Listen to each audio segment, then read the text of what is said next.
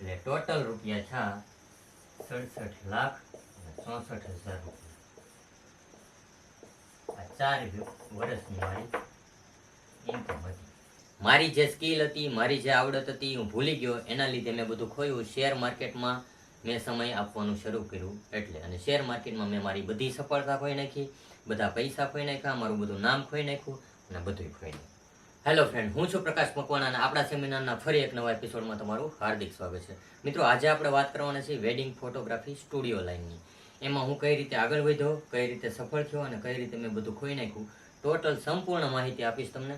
અને ઘણા બધા લોકોના મેસેજ આવતા હોય કે મારે સ્ટુડિયોનું શીખવું છે, તો એ પણ હવે આપણા સેમિનારના એપિસોડમાં અલગ અલગ રીતે હું તમને શીખવાડીશ. તમને કાંઈ પણ ન સમજાય તો મને કોમેન્ટ કરજો, એટલે એ ટોપિક ઉપર હું વિડીયો બનાવીશ.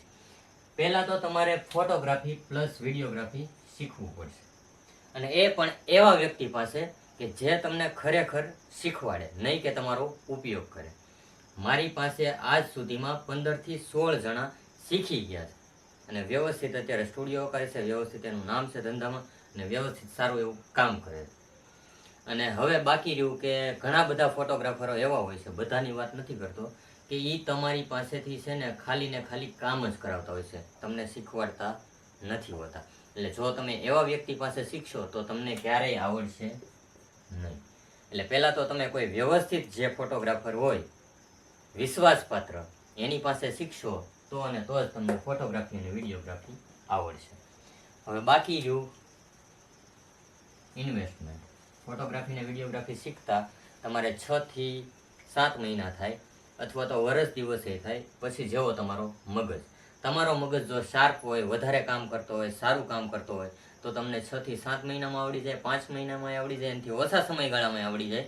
પણ જો તમે મગજ તમારો ધીરે હાલતો હોય તો તમારે વર્ષ દિવસ જેવું પણ થઈ શકે. હવે તમને આવડી ગયો ફોટોગ્રાફી અને વિડીયોગ્રાફી, પછી બાકી રહે છે ઇન્વેસ્ટમેન્ટ. તમારે વ્યવસ્થિત કેમેરા લેવા પડે, વ્યવસ્થિત પીસી એટલે કે કમ્પ્યુટર લેવું પડે, વ્યવસ્થિત લાઇટો, જે કાંઈ ફોટોગ્રાફીને લગતા ઇન્સ્ટ્રુમેન્ટ હોય એ તમારે ઇન્સ્ટ્રુમેન્ટ લેવા પડે. એટલે તમારે રોકાણની જરૂર પડે. હવે જો રોકાણ તમારી પાસે ન હોય, તમારી પરિસ્થિતિ નબળી હોય, તમારી પાસે બેકગ્રાઉન્ડ ન હોય, કોઈ આગળ પાછળ એવું ન હોય તમને સપોર્ટ કરી શકે, તો રોકાણ ક્યાંથી લાવવું? ઘણા લોકોનો અહીં પ્રશ્ન હોય છે. તો જે ફોટોગ્રાફી અને વિડીયોગ્રાફી તમે શીખાશો એનો ઉપયોગ કરીને તમે ઇન્વેસ્ટમેન્ટ ભેગું કરી શકો છો, એક્સપોઝિંગ કરીને, ખાલી હાથે, વગર કેમેરે.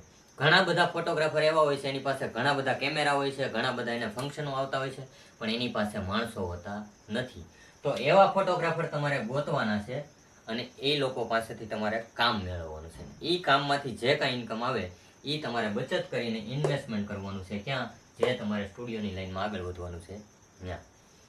હવે જો આવી રીતે તમે ન ગોતી શકો કામ, તમને કોઈ સંપર્કમાં ન હોય, તો જે તમારા સિટીમાં ફોટોગ્રાફરો હોય એના સ્ટુડિયોએ રૂબરૂ જવાનું છે, એની સાથે મીટિંગ કરવાની છે, એને તમારું કામ બતાવવાનું છે, જે તમને આવડે છે એ ટોટલ. હવે એ ટોટલ કામ બતાવ્યા પછી તમારો સંપર્ક કરે અને તમને જો એ કામ આપે તો તમારે વ્યવસ્થિત અને પરફેક્ટ કામ આપવાનું, નિયમિત સમયસર તમે કામ કરીને એને આપશો તો એ તમને બીજી વાર અવશ્ય કામ આપશે. હવે રહી બીજી વાત, ફોટોગ્રાફી આવડી ગયું, વિડીયોગ્રાફી આવડી ગયું અને ઇન્વેસ્ટમેન્ટના પૈસા તમે ભેગા કરી લીધા, તો બાકી રહી છે હવે જગ્યા, તમારા કામ કરવાની જગ્યા. જો તમારો સ્ટુડિયો વ્યવસ્થિત સારા લોકેશનમાં નહીં હોય, વ્યવસ્થિત પબ્લિક અવર જવર નહીં થતી હોય, તો ત્યાં તમને કામ મળશે નહીં. મળશે તો ઓછું મળશે. તમારે જે સફળતા જોઈએ છે, તમારો જે ગોલ છે એ મેળવવા માટે તમારે વ્યવસ્થિત એક લોકેશન ગોતવું પડશે, જ્યાં ખૂબ પબ્લિકની અવર જવર હોય, જ્યાં માણસો નીકળતા હોય અવારનવાર. એવા લોકેશને તમારે સ્ટુડિયોનું ઓપનિંગ કરવું પડશે, એટલે કે સ્ટુડિયોની સ્થાપના કરવી પડશે. હવે ફોટોગ્રાફી આવડી ગયું, ઇન્વેસ્ટમેન્ટ થઈ ગયું, જગ્યા વ્યવસ્થિત આપણને મળી ગઈ ગોતી પછી. હવે તમારે સમય આપવાનો. સમય એ રીતે કે નિયમિત, કે જ્યાં પબ્લિક વ્યવસ્થિત રેગ્યુલર નીકળતું હોય એનું ધ્યાન તમારા સ્ટુડિયો ઉપર કેન્દ્રિત થવું જોવે. કે ભાઈ આ વ્યક્તિનો હંમેશા રેગ્યુલર સ્ટુડિયો ખુલ્લો હોય, આપણું કામ ગમે ત્યારે ત્યાં જાશું અડધી રાતે તો આપણું કામ થઈ જશે. અને એકવાર કસ્ટમર આવે તમારી પાસે પછી જિંદગીમાં બીજી વાર ક્યાંય જવો જોવે નહીં. મારી જે સ્કિલ હતી, મારી જે આવડત હતી હું ભૂલી ગયો, એના લીધે મેં બધું ખોયું. શેર માર્કેટમાં મેં સમય આપવાનું શરૂ કર્યું એટલે, અને શેર માર્કેટમાં મેં મારી બધી સફળતા ખોઈ નાખી, બધા પૈસા ખોઈ નાખ્યા, મારું બધું નામ ખોઈ નાખ્યું અને બધું ખોઈ નાખ્યું, ધંધોય ખોઈ નાખ્યો. કાંઈ વાંધો નહીં, પણ મારામાં ઘણી બધી હજી આવડત છે જે ભૂલી ગયો તો હું પાછી મેળવું છું, એના લીધે હું પાછો સક્સેસ થઈ જાય. હવે સમય તમે આપશો ને એટલે ઓટોમેટિક તમારી પાસે કસ્ટમરો આવવાનું શરૂ થાય. મેં જ્યારે સ્ટુડિયો કર્યો ત્યારે 3 મહિના સુધી એક કસ્ટમર નહોતો આવ્યો, ખાલી પાસપોર્ટ ફોટાનો એક કસ્ટમર આવ્યો હતો, બાકી બીજો અધર કસ્ટમર એક પણ નહીં. 3 મહિના સુધી કન્ટિન્યુ. સ્ટુડિયોનું ભાડું, આવવા જવાનું ભાડું અને મારા ખાવા પીવાનો ખર્ચો ટોટલ થઈને 3 મહિનાનું જે કાંઈ થાય 40,000 થી 45,000 હું માઇનસમાં હતો. તોય મિત્રો હું હિંમત નહોતો હાર્યો, મેં કન્ટિન્યુટી સમય આપ્યો તો જ્યાં મેં સ્ટુડિયો કર્યો હતો ત્યાં. અને એ ભાડું કાઢવા માટે હું રાતે જતો હતો દાડીએ, જે પંખાના હલર હોય, પાણી વાળવાનું હોય, XYZ જે કાંઈ મજૂરીના કામ હોય એ રાતે હું કામ કરીને એ ભાડું કાઢતો. કેમ કે જે રીતે હું તમને વાત કરું છું કે પાછળ બેકગ્રાઉન્ડ ન હોય તો આપણે ઘણી બધી સ્ટ્રગલ કરવી પડતી હોય, ઘણી બધી મહેનત કરવી પડતી હોય, ઘણું બધું ખોયા પછી આપણને સફળતા મળતી હોય છે. આમાં આપણે ખોવાનો છે આપણો સમય, અને ક્યાં? ધંધામાં. ખોટી જગ્યાએ તો ખોવાનો નથી. એટલે સમય જો તમે આપશો ને એટલે તમને કામ મળવાનું શરૂ થઈ જાય. કામ મળ્યા પછી એને તમે નિયમિત કામ કરીને આપશો એટલે એ તમને ડબલ કામ આપશે. કોઈ પણ ફોટોગ્રાફર તમારી પાસે આવે, અથવા તો તમે કોઈ પણ ફોટોગ્રાફર સાથે મીટિંગ કરો કે ભાઈ હું આવી રીતે કામ કરું છું, તમારે જ્યારે સમય દરમિયાન કામ જોતું હોય કે આ સમય દરમિયાન મારે કામ જોવે છે, એ સમયમાં હું તમને કામ કરીને આપીશ. મારી પાસે કુલ ટોટલ 9 ફોટોગ્રાફરો હતા. હવે હું તમને મારો અનુભવ કહું. 9 ફોટોગ્રાફરો 20 ઓર્ડર કરે એટલે 180 ઓર્ડર થાય એક વર્ષના, ખાલી ફોટોગ્રાફરો. હવે 180 આલ્બમ હું બનાવું, મને બધા આલ્બમને કેસેટનું બેયનું કામ આપતા, એટલે એક આલ્બમના થાય સમથિંગ ગણો કે 2000 મારો ભાવ આલ્બમ બનાવવાનો, એટલે થાય 3,60,000 રૂપિયા એક વર્ષની ઇન્કમ થઈ ખાલી ફોટોગ્રાફરોના આલ્બમ બનાવવાની. હવે એવા મેં 4 વર્ષ બનાવ્યા હતા. 4 વર્ષ એટલે કે થાય 14 લાખ રૂપિયા.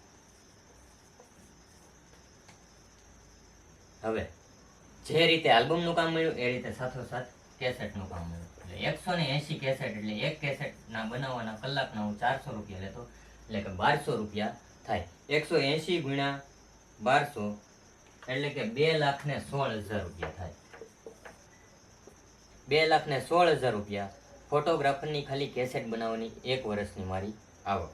હવે આવી થઈ 4 વર્ષ, 8,64,000 રૂપિયા છે, પ્લસ 14 લાખ આલ્બમના,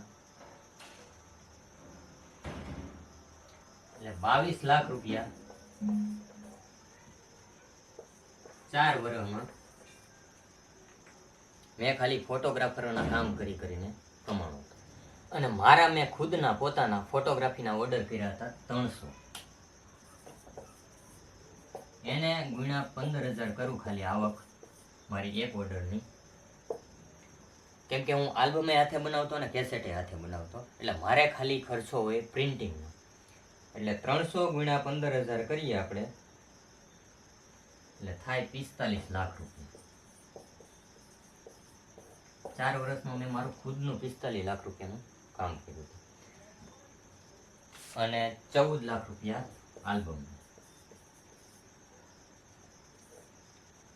અને 8,64,000 રૂપિયા સીડીના. આ મારા ઓર્ડર 45 લાખના, 14 લાખના મેં આલ્બમ બનાવ્યા, અને 8,64,000 સીડી બનાવી. એટલે ટોટલ રૂપિયા છે 67,64,000 રૂપિયા. આ 4 વર્ષની મારી ઇન્કમ હતી. એટલે જો હવે તમને ફોટોગ્રાફીનો શોખ હોય, તમને નવી નવી જગ્યાએ હરવા ફરવાનો શોખ હોય, અને સ્ટુડિયોની લાઈનમાં આગળ વધવાનો શોખ હોય તો ચેનલને સબસ્ક્રાઈબ કરી નાખજો. કેમ કે આવી જ રીતે મારા અનુભવ પ્રમાણે જે હું હવે શીખો છું એ તમને સ્ટેપ બાય સ્ટેપ રીતે માહિતી આપીશ. જો તમને કાંઈ પણ ન સમજાય, કાંઈ પણ ક્વેશ્ચન હોય તો કોમેન્ટ કરજો, હું એ ટોપિક ઉપર વિડીયો બનાવીશ. સાથ સહકાર આપતા રહેજો તમારા નાના ભાઈને. ભારત માતા.